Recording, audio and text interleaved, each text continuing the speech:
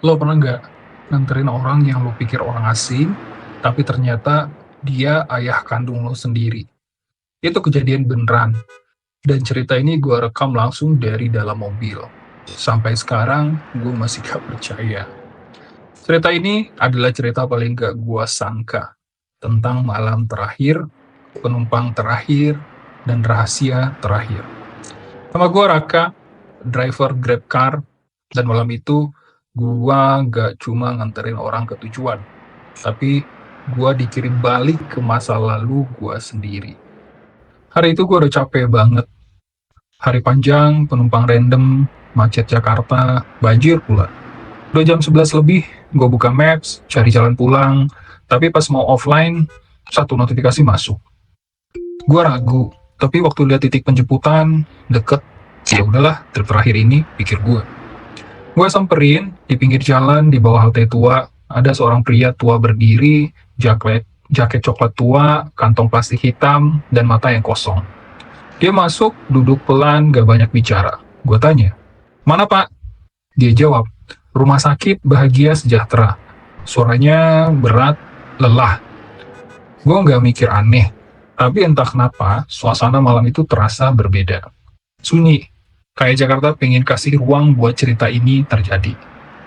Jalanan malam itu sepi, cuma suara wiper dan rintik hujan yang temenin. Gue sempet nengok lewat kaca spion. Wajah bapak itu pucat, matanya tajam tapi kosong.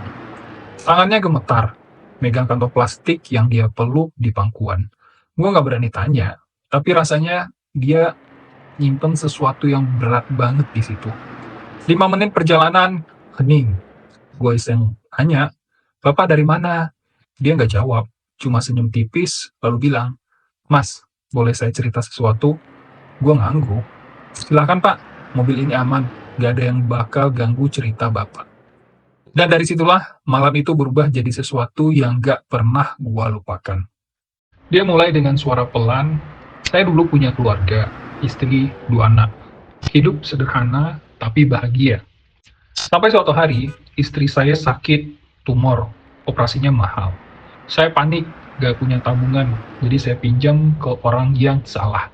Waktu dia bilang rentenir, gue langsung paham. Gue pernah nganterin orang yang hidupnya hancur karena itu juga. Mereka ancam istri saya, anak saya, bahkan rumah kami pernah dilempar batu. Saya takut mas, bukan buat saya, tapi buat mereka. Dia tarik napas panjang. Akhirnya saya ambil keputusan yang paling berat. Saya pergi, saya hilang dari kehidupan mereka supaya mereka bisa hidup tenang tanpa saya. Dia bilang dia ngirim uang tiap bulan lewat temannya. Tapi minta supaya jangan bilang itu dari dia. Saya cuma pengen mereka hidup tanpa rasa takut. Meskipun itu artinya saya nggak bisa lihat mereka tumbuh. Gua yang dengar cerita itu, perlahan mulai ngerasa nggak nyaman. Kenapa? Karena ceritanya terlalu familiar.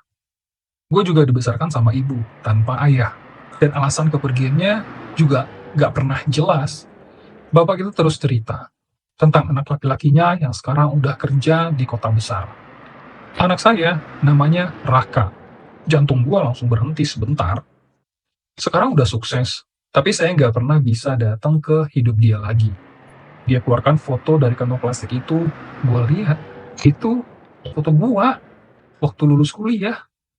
Gue masih berusaha nepis semua kemungkinan. Sampai dia bilang, saya cuma pengen ketemu dia, satu kali aja. Hari ini, ulang tahunnya.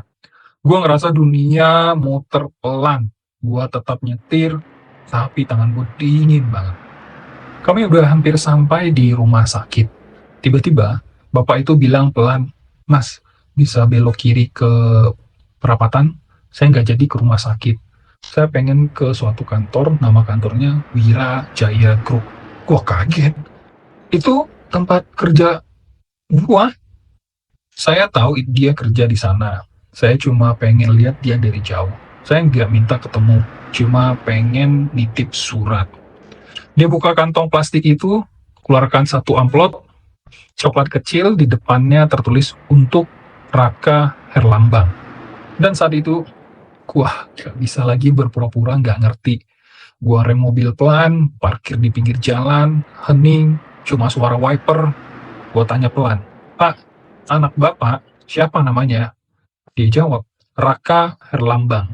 Gua tarik napas dalam-dalam, lalu bilang, "Itu saya, Pak." Dia kaget, mukanya pucat, mata berkaca-kaca. "Kamu Raka?" "Ya, Pak, saya Raka." Gua nunduk, air mata nggak bisa ditahan. Gua nggak tahu harus marah atau peluk dia. Dia buka sabuk pengamannya, pelan-pelan majuin badannya ke depan. "Maaf, Nak. Maafkan ayah lama banget. Ayah terlalu pengecut buat pulang." Dia ulurkan tangannya, tapi gue belum bisa nyentuh. Gue keluar dari mobil, jalan pelan ke trotoar, udara malam dingin, tapi hati gue lebih dingin. Dia nggak ikut keluar, cuma duduk di dalam sambil nunduk, dan gue diam di luar sambil gemetaran. Gue merasa dikhianatin, tapi juga dirindukan gitu. Gue inget masa kecil gue yang penuh tanya. Kenapa teman-teman gue dijemput ayah? Tapi gue cuma lihat ibu nyeret gerobak dagangan. Gue marah, tapi saat itu gue nggak bisa teriak. Bapak keluar dari mobil, bawa amplop, ditaruhnya di dashboard. "Ini buat kamu, kalau kamu siap bacanya." Gue ambil pelan, gue lihat matanya, dan untuk pertama kalinya, gue lihat bukan orang tua asing, tapi ayah gue. Dan gue sadar, selama ini mungkin gue nggak benci dia, gue cuma butuh dia hadir. Kami nggak ngomong banyak, cuman hening gak jelas gitu. Gue balikin mobil pelan, antar dia ke gang deket pasar. Dia bilang, dia tinggal di kontrakan kecil.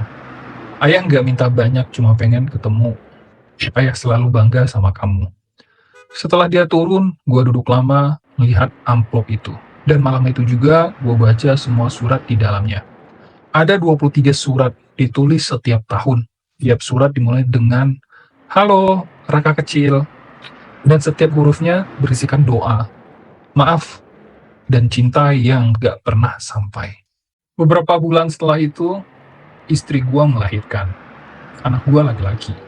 Kami sepakat kasih dia nama Heru, sama seperti nama ayah gue. Bukan buat mengenang luka, tapi buat nenangin hati yang akhirnya pulang. Kadang gue masih ketemu ayah, ngobrol pelan di warung kopi, tapi nggak pernah kita bahas malam itu. Karena kami tahu, beberapa luka nggak perlu diungkit, cukup dipeluk. Sekarang tiap kali gue nyetir malam, gue lihat kaca spion tengah. Kadang gue ngerasa dia masih duduk di jok belakang. Cerita ini gue rekam bukan buat viral, bukan buat drama, tapi buat lo yang semua pernah ngerasa ditinggalin. Mungkin gak semua orang tua ninggalin karena gak sayang. Kadang mereka pergi karena gak punya pilihan.